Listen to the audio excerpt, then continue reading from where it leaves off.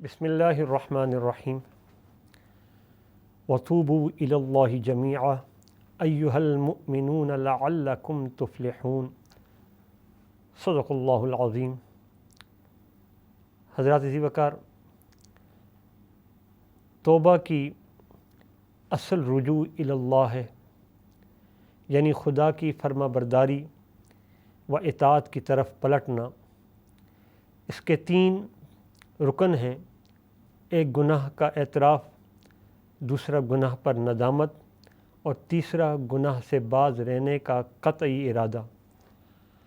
اور اگر گناہ قابل تلافی ہو تو اس کی تلافی بھی لازم ہے۔ مثلا بے نمازی کی توبہ کے لیے پچھلی نمازوں کی قضا پڑھنی بھی ضروری ہے۔ اللہ تعالیٰ بڑا کریم ہے، بڑا رحیم ہے، اس کے کرم کے دروازے ہر وقت بندوں کے لیے کھلے ہوئے ہیں۔ توبہ میں جس قدر ممکن ہو جلدی کرنی چاہیے۔ توبہ میں آج کل کرنا مسلمان کی شان نہیں۔ کیا خبر کہ موت اسے مہلت دے یا نہ دے، پل کی خبر نہیں، اگلے پل کا معلوم نہیں، اگلے سانس کا پتہ نہیں، اگلے پل کا کوئی بندہ نہیں کہہ سکتا کہ میں کتنا عرصہ جی سکتا ہوں، کتنے لمحے جی سکتا ہوں، اس کا کوئی نہیں کہہ سکتا۔ لہٰذا توبہ میں جلدی کرنی چاہیے، اس میں دیر نہیں کرنی چاہیے۔ اللہ کریم کے رحمت کے دروازے ہر وقت کھلے ہیں، کل کسی نے نہیں دیکھی۔ اور بہتر یہ ہے کہ جب بندہ اپنے لیے مغفرت یا کوئی بھی دعا کرے تو سب اہل اسلام کو اس میں شریک کر لے۔ اگر یہ خود قابل عطا نہیں تو کسی بندے کے طفیلی ہو کر مراد کو پہنچے گی، یعنی کسی کے صدقے یہ دعا قبول ہو جائے گی۔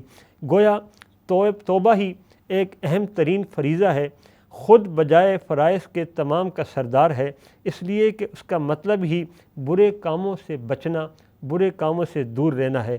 حضرات وقار، جس شخص نے توبہ کر کے گزشتہ گناہوں کی تلافی کی کوشش کی، گویا اس نے اپنے جد امجد حضرت آدم علیہ السلام سے اپنی نسبت درست کر لی، اور جس نے آخر عمر تک گناہ اور معصیت پر اصرار کیا، گویا اس نے شیطان سے اپنا رشتہ استوار کیا اور اسی کو مضبوط کرتا رہا۔